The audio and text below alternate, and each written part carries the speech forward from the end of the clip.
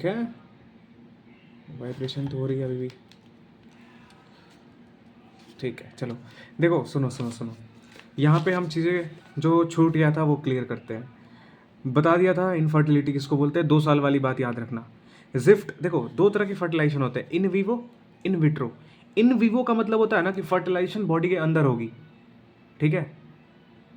In vitro का मतलब होता है फर्टिलाइजेशन बॉडी के बाहर होगी। फर्टिलाइजेशन कैसे होती है, मेल के स्पर्म और फीमेल के एग से। अब देखो क्या होता है कि मेल है वो क्या है कि उसका स्पर्म काउंट लो है, तो स्पर्म प्रोड्यूस नहीं कर पा रहा है, प्रोड्यूस भी कर पा रहा है तो उसका काउंट लो है, जिससे फर्टिलाइजेशन नहीं हो पा रही है। फीमेल में क्या क्या प्रॉब्लम हो सकती है कि फीमेल एग प्रोड्यूस नहीं कर पा रही है, या फिर एग प्रोड्यूस कर रही है लेकिन एक इन्वायरमेंट जो होता है एक बच्चे को कंसीव करने के लिए, बच्चे को कन्विंस नहीं, कंसीव करने के लिए वो इन्वायरमेंट नहीं दे पा रही है।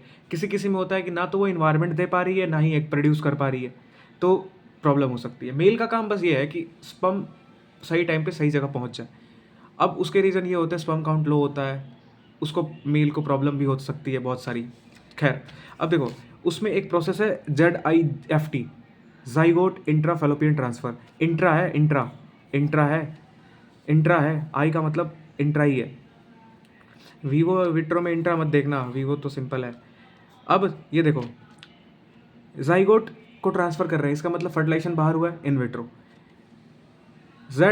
ZIFT, गैमिट इंट्राफेलोपियन ट्रांसफ़र, इसमें हम स्पर्म भी ट्रांसफ़र कर सकते हैं और इसमें एग भी ट्रांसफ़र कर सकते हैं, डिपेंड ऑन द कि मेल तो सब सही है, मेल का स्पर्म काउंट भी ठीक है, मेल इंसेमिनेट भी, वो उसमें कोई प्रॉब्लम नहीं है। फीमेल में एग प्रोड्यूस नहीं हो पा रहा है लेकिन वो इन्वायरमेंट दे सकती है, तो यहाँ पे एग भी ट्रांसफ़र कर सकते हैं। अब क्या होता है, एग भी ट्रांसफ़र कर सकते हैं।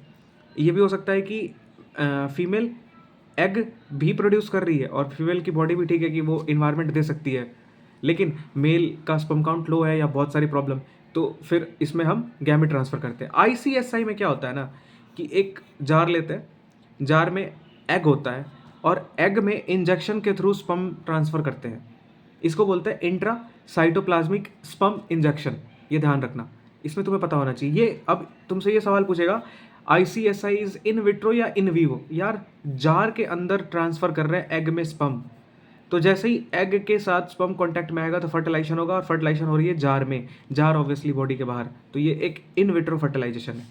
IUI AI का मतलब होता है आर्टिफिशियली इंसेमिनेशन, ठीक है। आर्टिफिशियली इंसेमिनेशन का मतलब क्या होता है कि मेल स्पर्म प्रोड्यूस नहीं कर पा रहा है, तो किसी डोनर का, किसी और का स्पर्म लिया, उसको इंजेक्शन में या जिस तरीके से भी उसको इंसेमिनेट कर दिया, ठीक है। ये जनरली वजाइना में होता है। अब देखो IUI, intra uterine insemination, intra uterine insemination, uterus में इंसेमिनेट कर रहा है, ठीक है। इसमें क्या होता है, ऑब्वियसली गैमेट ट्रांसफ़र करते हैं। अब एक और बात देखो कि ब्लास्टोमर अप टू 8, जाइगोट की बात कर रहा हूँ, ब्लास्टोमर का मतलब क्या होता है, जाइगोट का एक अगला स्टेज। जाइगोट तो क्या होता है, मेल फीमेल का स्पर्म एग मिल गया, वो जाइगोट बन गया। जाइगोट डिवाइड करता है तो उसको ब्लास्टोमर बोलते हैं। अगर blastomere up to 8 cell stage है तो उसको हम फ्लोपियन ट्यूब में ट्रांसफर करते हैं। मोर देन 8 है तो उसको हम यूट्रस में ट्रांसफर करते हैं। ये ध्यान रखना। इनफर्टिलिटी 2 साल वाली बात याद रखना, ये सारे कंसेप्ट याद रखना, और ये याद रखना अप टू 8 ब्लास्टोमर हम ट्रांसफ़र करते हैं फेलोपियन ट्यूब में, लेकिन अगर 8 से ज़्यादा हो गया तो हम उसको ट्रांसफ़र करते हैं यूट्रस में। बात ख़त्म होगी, कहानी इतनी, और कुछ तो नहीं है। और आर्टिफिशियल इंसेमिनेशन में मैंने ये कहा था कि वजाइना और यूवजाइना में ट्रांसफ़र करते हैं, और ये आर्टिफिशियल इंसेमिनेशन जनरली मेल के लिए ही होता है कि मेल का स्पर्म काउंट लो है, मेल इंसेमिनेट नहीं कर पा रहा है, तो आर्टिफिशियली हम उससे इंसेमिनेट करवाते हैं, या तो डोनर से या फिर हम मेल से, हस्बैंड से स्पर्म लेके उसके एक स्पर्म को निकाल के आर्टिफिशियली, जैसे भी। IUI, intra uterine insemination, IUI, इसमें क्या होता है, यूट्रस या वजाइना, और 8 ब्लास्टोमर वाली बात ध्यान रखना। अब आते हैं हम अगले टॉपिक की तरफ, हमारा है principle of inheritance and Mendelian variation. देखो इसमें क्या है, बड़ा चैप्टर ही है, लेकिन बड़े चैप्टर को हम ज़्यादा भाव नहीं देंगे, नहीं मतलब भाव देंगे लेकिन जल्दी करेंगे, इंपॉर्टेंट करना है ना। देखो ये 7 कैरेक्टर याद रखना। सीड शेप में डोमिनेंट कौन सा है, रेसेसिव कौन सा है, तुम्हें सीड शेप भी याद होगा, सीड कलर भी याद होगा, सीड फ्लावर कलर भी याद होगा, पॉड शेप में तुम्हें कन्फ्यूज़न हो जाएगी और पॉड कलर में तुम्हें कन्फ्यूज़न हो जाएगी। क्यों क्यों कन्फ्यूज़न होगी? क्योंकि सीड कलर में ग्रीन है रेसेसिव, लेकिन पॉड कलर में ग्रीन है डोमिनेंट। तो मैं पहले ही तुम्हें बता देता हूँ कि यहाँ पे तुम्हें कन्फ्यूज़न हो सकती है। पॉड शेप में नहीं होगी, पॉड शेप में फुल और कॉन्स्ट्रिक्टेड इसमें तुम्हें कन्फ्यूज़न नहीं होगी। कन्फ्यूज़न होगी तुम्हें पॉड कलर में, सीड कलर में। ठीक है भाई, ध्यान रखना सीड कलर, अगर तुम्हें सीड कलर याद आए तो बस इतना सोचना कि जो सीड कलर मत सोचो, पॉड मतलब पौधा का जो बेस हो, पॉड मतलब यार अलग ही, वो जनरली ग्रीन होते हैं। तो ऐसे याद रखना कि पॉड में ग्रीन डोमिनेंट है, तो सीड में ग्रीन रेसेसिव होगा, और ग्रीन और येलो का ही केस है। तो अगर एक याद कर लिया तो दूसरा अपने आप ही याद हो जाएगा। तो यहाँ पे तुम्हें याद करना है ये। अब इसमें मैं तुम्हें कुछ बोलूँगा नहीं याद करने के लिए, इधर इधर कुछ नहीं। होमोजाइगस हेटेरोजाइगस तुम्हें अच्छे से पता है। पनेट स्क्वायर, ये जो तुम बनाते हो क्या बोलते हैं इसको? इसको हम क्या बोलते हैं? पनेट स्क्वायर ही तो बोलते हैं। जो हम पनेट स्क्वायर बनाते हैं वो किसने दिया था? रेगिनाल्ड सी पनेट ने दिया था। क्या था?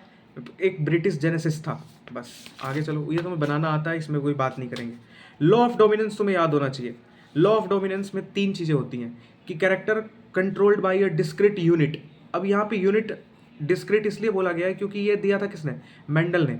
और मेंडल ने, उसको पता था कि कुछ फैक्टर है जिसकी वजह से बहुत सारी चीज़ें डिसाइड हो रही है, लेकिन उसने ये डिस्कवरी नहीं करी थी कि वही फैक्टर जीन है।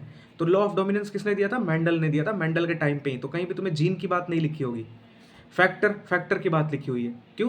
क्योंकि मेंडल ने उस टाइम पे, गाने की आवाज़ आ रही है मेरे को, छोड़ो कोई बात नहीं।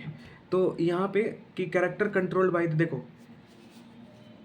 Seed shape, seed colour green dominant और येलो रेसेसिव। अब मैंने यहाँ गलत बोला है, तो तुम्हें ध्यान रखना कि पौधा हमेशा हरा होता है, पॉड में ग्रीन डोमिनेंट होता है।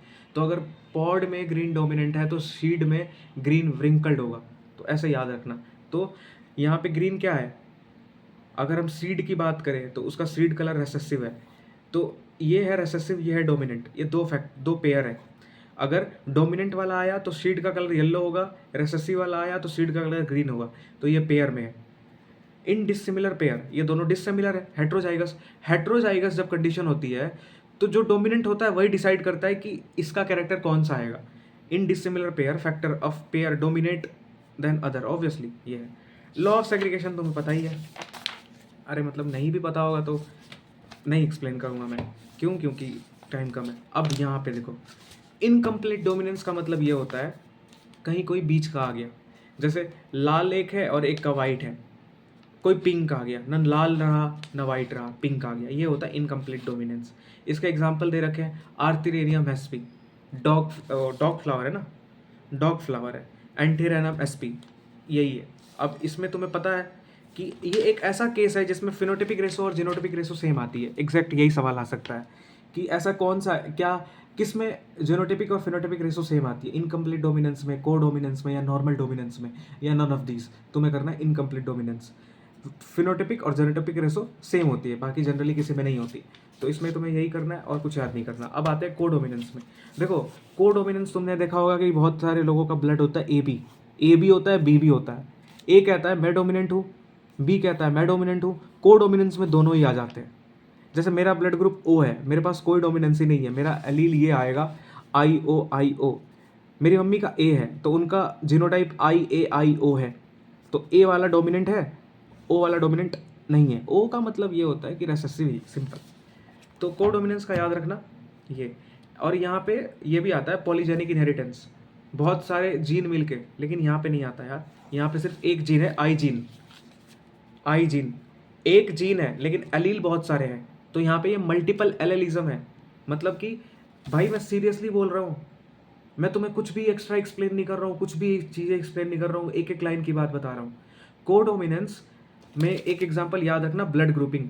ब्लड ग्रुपिंग भी एक तरह का मल्टीपल एलेलिज्म है। जीन तो एक ही है, आई जीन है एक, आई, लेकिन इसके एलील कितने हैं? IA, IB, IO, 3 एलील है, मल्टीपल। और ये सारे एलील मिलके एक कैरेक्टर को डिसाइड कर रहे हैं। तो ये मल्टीपल एलेलिज्म का भी केस हो गया। ठीक है, अब मैं इस पर ज़्यादा नहीं करूँगा, इस पर भी ज़्यादा नहीं करूँगा। ये तुम्हें पता होना चाहिए भाई। अगर नहीं पता है तो पेपर में निकाल लेना इस तरीके से। नहीं पता है तो बता देना, इसको एक्सप्लेन करने में 10 मिनट लग जाएंगे, बट मैं इसको करूँगा नहीं। लॉ ऑफ इंडिपेंडेंट असॉर्टमेंट, ये भी ज़्यादा कुछ नहीं करना, नहीं करूँगा इसको। फिर उसके बाद देखो अल्फ्रेड स्टुअर्ट कहाँ है भैया।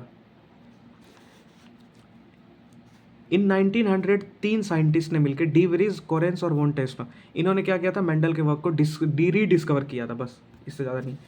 फिर उसके बाद ये रहा अल्फ्रेड स्टुअर्ट, इधर ही होना चाहिए, नहीं 1902 में, ईयर याद करने की जरूरत नहीं है। Chromosome movement during meiosis had been worked out, मतलब कि 1902 में मियोसिस के टाइम पे जो क्रोमोसोम की मूवमेंट होती है उस पर काम किया गया। और जब उस पर काम किया तो वोल्टर सटन और थियोडर बोहरी ने ये नोटिस किया कि जो क्रोमोसोम का बिहेवियर था वो जीन के बिहेवियर के बराबर है, बस इतना और कुछ नहीं। क्या सटन, थियोडर बोहरी, ये रहा सटन और थियोडर बोहरी ने 1902 में मियोसिस पे काम किया। मियोसिस के टाइम पे जो साइकिल चलती है क्रोमोसोम की, उस पे काम किया और ये देखा कि जो बिहेवियर है क्रोमोसोम का वही सेम बिहेवियर है क्रोमोसोम जीन का। बस बस बस बस इतना। अल्फ्रेड स्टुअर्ट आगे मिलेगा मुझे लगता है, उसका नाम, उससे क्वेश्चन आ जाते हैं इसलिए मैं ढूंढ रहा हूँ। ठीक है ठीक है ठीक है ठीक है ठीक है ठीक है। लिंकेज रिकॉम्बिनेशन बता चुका हूँ पहले, और नहीं भी तो कोई बात नहीं।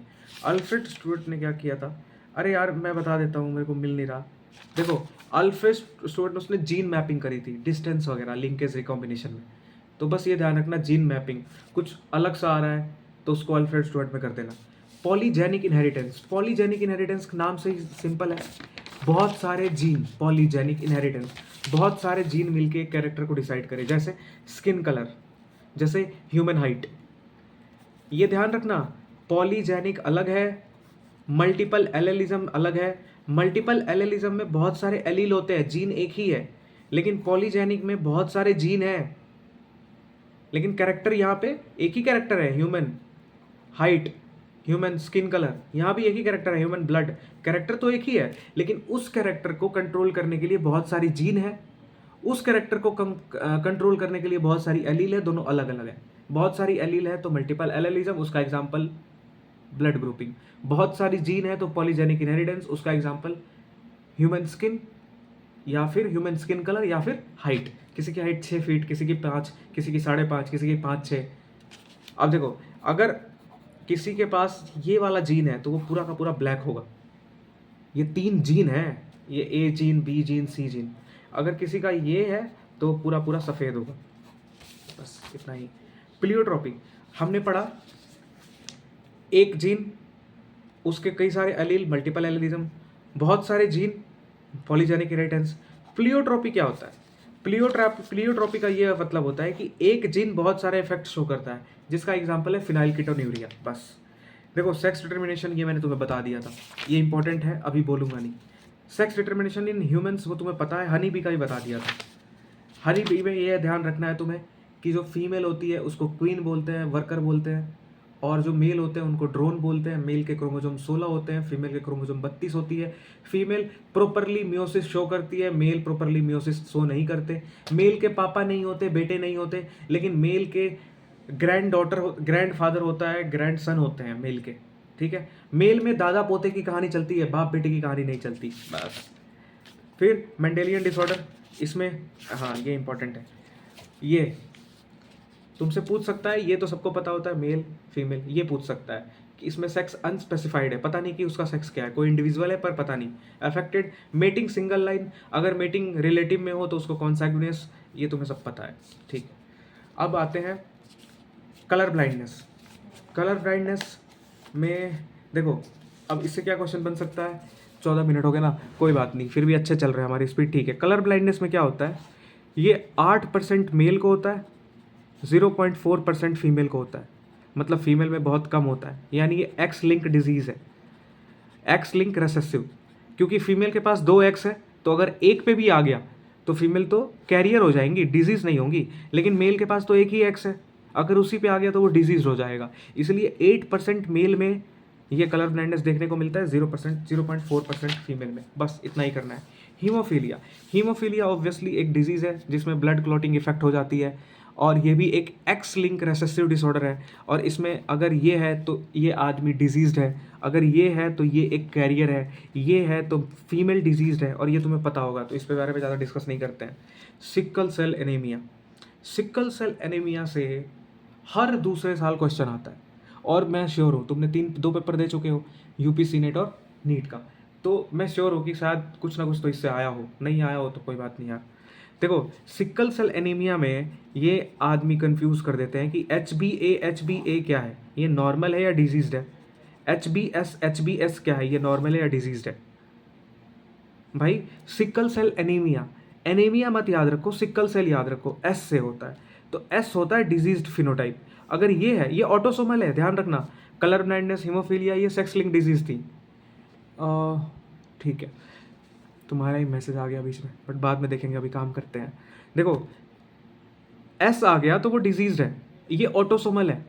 कलर ब्लाइंडनेस, हीमोफीलिया, वो सेक्स लिंक डिजीज है, ये ऑटोसोमल रेसेसिव डिजीज है। अगर एच बी एस है तो वो डिजीज है। अगर एच बी ए है तो इसको बोलते हैं कैरियर।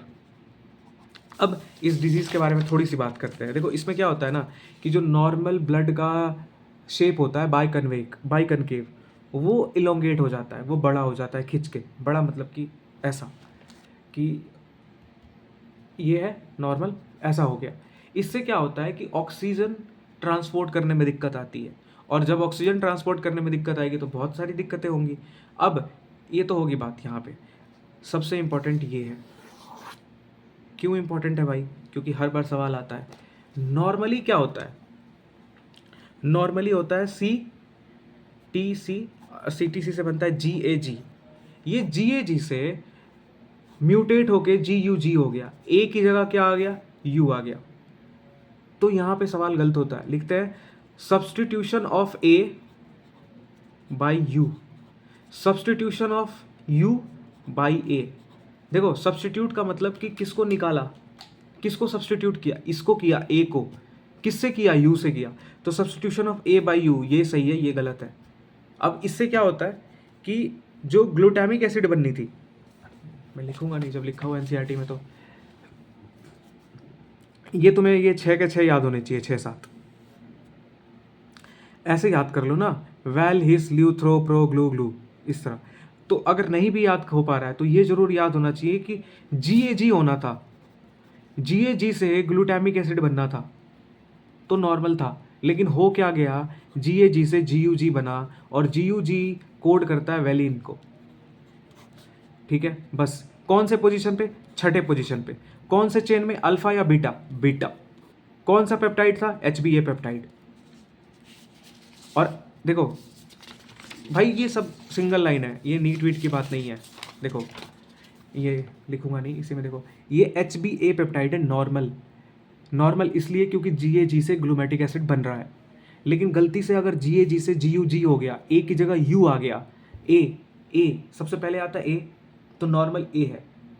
अगर GAG की जगह U आ गया तो वो नॉर्मल नहीं है, वो डिजीज हो गया, HBS हो गया। अल्फा नहीं है, ये बीटा है, बीटा चेन। तो क्वेश्चन ऐसे ही देता है, अल्फा की जगह बीटा कर देगा, HBA की जगह HBS कर देगा, छठे पोजीशन की जगह पांचवें पोजीशन लिख देगा, GAG की जगह GUG लिख देगा। तो GUG तो डिजीज में होता है, GAG की जगह GTG भी लिख सकता है। तो ये सब, तो ये बात ध्यान रखना। फिनाइल कीटोनुरिया एक इनबॉर्न एरर है, जिसमें क्या होता है कि वो, ये फिनाइल कीटोनुरिया क्या होता है कि एक इंडिविजुअल, एक एंजाइम होती है, वो एंजाइम क्या करती है, अमीनो एसिड को, अमीनो एसिड एक होता है फिनाइल एलेनिन, उसको टायरोसिन में कन्वर्ट करता है। लेकिन ये एंजाइम जो कोड कर रहा होता है जीन, वो खराब हो जाता है, जिसकी वजह से ये टायरोसिन में कन्वर्ट नहीं हो पाता। अब ये टायरोसिन में कन्वर्ट नहीं हो पाएगा तो एक ही जगह या इकट्ठा होने लगेगा, तो फिनाइल एलेनिन से इकट्ठा होकर वो बनता है फिनाइल पायरुविक एसिड, और ये फिर ब्रेन में चला जाता है। तो ब्रेन में क्या कहते हैं उसको, मेंटल रिटार्ड कर देता है। रिटार्ड का मतलब कि ब्रेन की गति नहीं हो पाती। हाँ, अब थैलेसमिया, देखो यार इन सब से ही क्वेश्चन बन सकते हैं, क्योंकि ये वन वर्ड से बहुत सारे आंसर बन रहे हैं। देखो हमने ब्लड से रिलेटेड 2 डिजीज़ पढ़े, सिकल सेल एनीमिया और थैलेसमिया। सिकल सेल एनीमिया में RBC प्रोडक्शन की कमी नहीं थी, खून तो पूरा बन रहा था, लेकिन जो क्वालिटी होती है ना खून की, उसका जो शेप एंड साइज होता है, वो कॉम्प्रोमाइज़ हो गया, वो अच्छा नहीं बन रहा था। लेकिन थैलेसमिया में क्या होता है कि खून तो अच्छा बन रहा है, क्वालिटी में कोई कॉम्प्रोमाइज़ नहीं है, लेकिन क्वांटिटी में कॉम्प्रोमाइज़ हो गया। समझ में आ गई बात? अब खून बनाने के लिए 2 चेन होते हैं, अल्फा बीटा, ठीक है, ये हीमोग्लोबिन बनाते हैं। अब इसमें क्या होता है कि किसी में अगर म्यूटेशन हो गया, किसी में परेशानी हो गई, तो हीमोग्लोबिन कम बनेगा, बस ये ध्यान रखना। अब देखो, अब यहाँ पे क्या होता है, अल्फ़ा जो होता है उस वो 2 जीन है, HbA1, क्या इंपॉर्टेंट है? हाँ यार, एक बार बोल रहा हूँ, देख लो बस। अल्फ़ा में 2 है, अल्फ़ा, बीटा एक ही है, ऐसे याद करना, अल्फ़ा अल्फ़ा 1 2, तो उसके 2 जीन है, HbA1 HbA2, कौन से क्रोमोसोम पे है? 16, मेरा बर्थडे है 16 अक्टूबर को, अल्फ़ा याद कर लेना है। बीटा में क्या होता है ना, एक ही जीन होता है और ये क्रोमोसोम नंबर 11 पे होता है। तो इनमें से कोई एक भी डिलीट हो गया तो दिक्कत होती है। अगर तुमने इतना याद कर लिया, थैलेसीमिया हो गया, बस। अब उसके बाद आ गए सिंड्रोम में। तो सिंड्रोम भाई एक्सप्लेन करने की जरूरत ही नहीं है, 3 ही सिंड्रोम है, टर्नर, क्लेनफेल्टर, डाउन। ये मेंडेलियन डिसऑर्डर है। मेंडेलियन डिसऑर्डर किसको बोलते हैं? मेंडेलियन डिसऑर्डर उनको बोलते हैं जो हम पेडिग्री एनालिसिस से पता कर सके। जो पेडिग्री एनालिसिस से पता नहीं कर सकते वो मेंडेलियन डिसऑर्डर नहीं है। यहाँ पे मेंडेलियन डिसऑर्डर ये नहीं है, ये मेंडेलियन डिसऑर्डर नहीं है, ये क्रोमोसोम डिसऑर्डर है। हम हीमोफीलिया को पता कर सकते हैं पेडिग्री बना के, ये male female, X link, Y link, ये सब मेंडेलियन डिसऑर्डर है, ये क्रोमोसोमल डिसऑर्डर है, इसको पता नहीं कर सकते। जिसको डाउन सिंड्रोम है जरूरी थोड़ी है उसके मम्मी पापा दादा दादी किसी को हो, नहीं। तो ये चैप्टर हो गया हमारा मोलिकुलर बेसिस ऑफ इनहेरिटेंस। अरे बाप रे बाप, ये तो चैप्टर बहुत बड़ा है और वीडियो हो चुकी है 21 मिनट की। तो क्या करें, ब्रेक ले लेते हैं।